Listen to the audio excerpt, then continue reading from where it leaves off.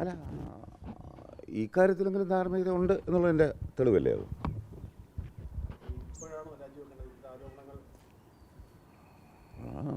നമുക്കൊരു എല്ലാത്തിനും ഒരു സമയമില്ലേ ദാസ എന്ന് പറയുന്ന പോലെ അതിനകത്ത് പറയാനുള്ളൂ.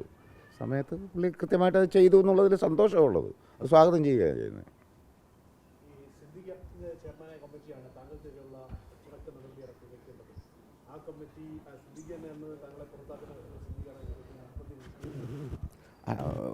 മുൻപന്തി നിൽക്കുകയും ചെയ്തത് അദ്ദേഹമാണോ എന്നുള്ളത് എനിക്കറിയില്ല. പക്ഷേ ആ കമ്മിറ്റിയുടെ ചെയർമാൻ അദ്ദേഹമായിരുന്നു.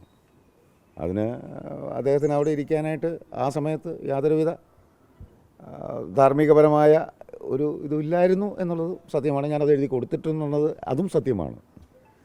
അത് പക്ഷേ പരിഗണിച്ചില്ല എന്നുള്ളതാണ് സത്യം. അതെ, നമുക്കറിയാമല്ലോ, ഉപ്പ് തിന്നവർ വെള്ളം കുടിച്ചേ പറ്റൂ. അതാരാണേലും, അതിന് ഇന്ന ആളെന്നൊന്നുമില്ല, ആരായാലും വെള്ളം കുടിക്കേണ്ടി വരും.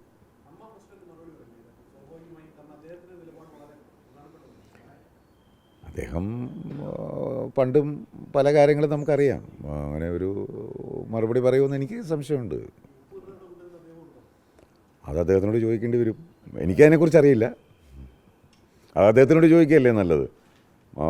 ഞാൻ അങ്ങ് ഉണ്ടോ എന്നുള്ളത് എന്നോട് ചോദിച്ചിട്ട് പ്രതികരണശേഷി നഷ്ടപ്പെട്ടുകൊണ്ടായിരിക്കും. അത് ഞാൻ എഴുതി കൊടുത്തിട്ടുള്ളതാണ്.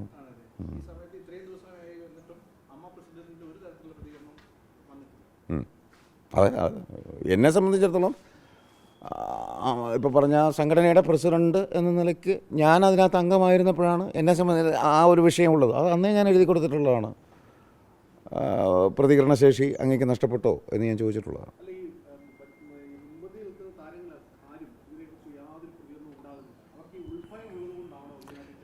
സാർ, ആ ചോദ്യം അപ്രസക്തമാണ്. അതാണെന്നുള്ളത് ശരിയല്ലേ. ഞാനടക്കം ഭയത്തോടു കൂടിയാണ് ജീവിക്കുന്നത്.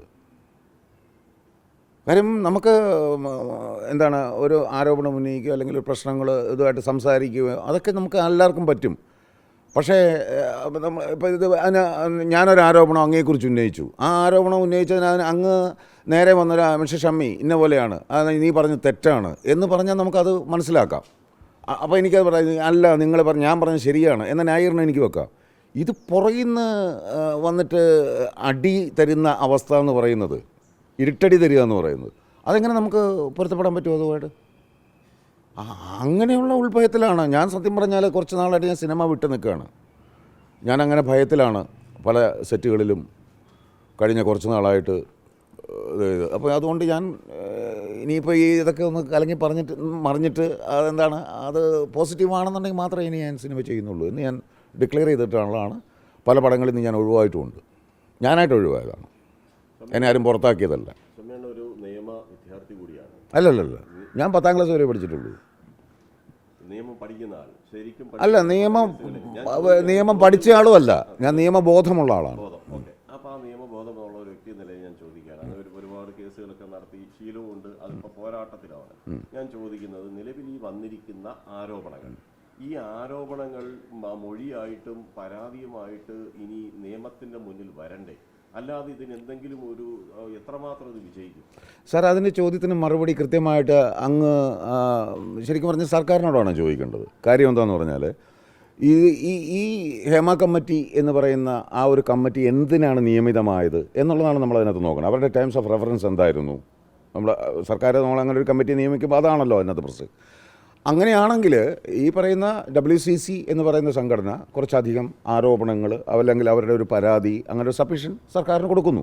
അപ്പോൾ സർക്കാർ അത് വായിച്ച് നോക്കിയപ്പോൾ അതിനകത്ത് എന്തോ അവർക്ക് അതിനകത്ത് പല കാര്യങ്ങളിൽ ചിലപ്പോൾ സംശയം ഉണ്ടാകാം, അല്ലെങ്കിൽ എന്നൊക്കെ തോന്നിയിരിക്കാം.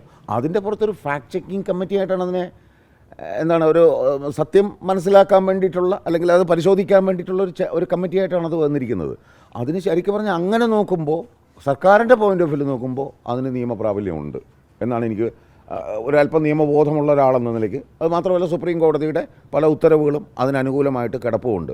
അതൊരു പക്ഷേ സർക്കാരിൻ്റെ നിയമം ഉപദേശകരായിട്ടുള്ള ആൾക്കാർ അത് പലതും മറന്നു വെച്ചിട്ട് ഇപ്പോൾ ഞാൻ നേരത്തെ ഉണ്ടായിരുന്ന സംഘടനയുടെ എന്താണ് അഭിഭാഷകർക്കും അതുപോലെയുള്ള ചില അബദ്ധങ്ങൾ പറ്റിയത് കൊണ്ടാണ് ഇത്രയും പ്രശ്നങ്ങൾ ഈ സംഘടനയിൽ ഉള്ളത് എന്ന് പറയുന്നത് പോലെയാണ്.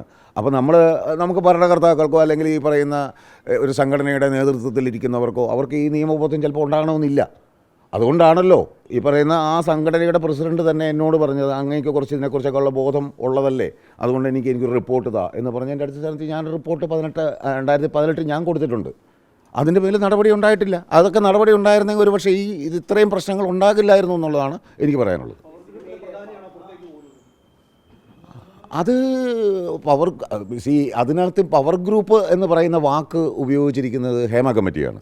ആ ഹേമ കമ്മിറ്റിയുടെ റിപ്പോർട്ടിൽ അതിന് ഉപോത്ബലകമായ തെളിവുകളും പലതും ഉണ്ടെന്നുള്ളത് സത്യവുമാണ്. എനിക്കും നിങ്ങൾക്കും എല്ലാം അറിയാവുന്നതാണ്. അപ്പോൾ ആ തെളിവുകൾ പ്രകാരമാണല്ലോ ഈ പവർ ഗ്രൂപ്പ് അംഗങ്ങൾ ആരൊക്കെയാണ് എന്ന് നമുക്ക് പറയാൻ പറ്റുള്ളൂ. പക്ഷേ അതിനകത്ത് ഞാൻ പറയുന്ന അതില്ലേ എന്താണ് വിനയൻ്റെ ജഡ്ജ്മെൻറ്റ്, അതിനകത്തെന്ന് പറയുന്ന തെളിവ് സഹിതം അതിനകത്ത് പറയുന്ന ശിക്ഷ കൊടുത്തിട്ടുണ്ട്. അതിൽ ഇദ്ദേഹം ഇല്ലാത്തത് കൊണ്ട് എനിക്കത് പറയാൻ പറ്റില്ല. അല്ല, അദ്ദേഹം തന്നെ ഈ രാജിവെച്ചതിൻ്റെ തെളിവ് അത് തന്നെയല്ലേ? അല്ലെങ്കിൽ അത് രാജിവെക്കേണ്ട കാര്യമുണ്ടോ? നിയമവിധേയമല്ലാത്തത് എവിടെയും നിലനിൽക്കില്ല. അതുകൊണ്ടാണല്ലോ ബഹുമാനപ്പെട്ട ഹൈക്കോടതിയുടെ ജഡ്ജി ഇരിക്കുന്നതിൻ്റെ പുറകിൽ നല്ല ഒന്നാന്തരം ദേവനാഗരി ലിപിയിലും ഇംഗ്ലീഷിലും എഴുതി വച്ചിരിക്കുന്നത് സത്യമേവ ജയതേ എന്ന്. അത് സത്യമേ ജയിക്കുകയുള്ളൂ. ഉടയേണ്ട വിഗ്രഹങ്ങൾ ഉടഞ്ഞു തന്നെ ആവണം, അല്ലേ? വിഗ്രഹങ്ങൾ ഉടയണമെന്ന് ഞാൻ ആഗ്രഹിക്കുന്നില്ല. പക്ഷേ ഉടയേണ്ട വിഗ്രഹങ്ങൾ ഉടയണം. കാര്യം വിഗ്രഹങ്ങളെന്ന് പറയുന്നത് എന്തിനാണ്? നമ്മുടെ വിശ്വാസമാണ്. നമ്മളവരിൽ അതായത് വിഗ്രഹങ്ങളെ ആരാധിക്കുന്നവരുടെ വിശ്വാസമാണ്. ആ വിശ്വാസം ഇല്ലാതായാൽ, വിശ്വാസം വഞ്ചന നടത്തിയാൽ അത് ഉടച്ച് കളയണം. ഉടയല്ല, ഉടയ്ക്കണം. അത് തന്നെയാണ് സാർ പറയുന്നത്. ഉടയപ്പെടേണ്ട വിഗ്രഹങ്ങൾ ഉടയണം. അതെനിക്കുണ്ടോ ഇല്ലയോ എന്നുള്ളത് ഞാനിപ്പോൾ അവിടെ ഇല്ലല്ലോ. ഇല്ലാത്തവിടുത്തെ കാര്യം ഞാൻ എങ്ങനെയാണ് അതിനെക്കുറിച്ച് പറയുക? ഈ സിദ്ദിഖിൻ്റെ ഈ രാജി ഒരു കാവ്യനീതി ആണ് എന്ന് തോന്നുന്നുണ്ടോ അങ്ങേ? എനിക്ക് അങ്ങനെ വലിയ കാവ്യനീതിയായിട്ടൊന്നുമില്ല. പക്ഷേ എനിക്ക് തോന്നുന്നു എൻ്റെ അച്ഛൻ അങ്ങനെ തോന്നുന്നുണ്ടായിരിക്കാം. അതെനിക്ക് പറയാനുള്ളൂ.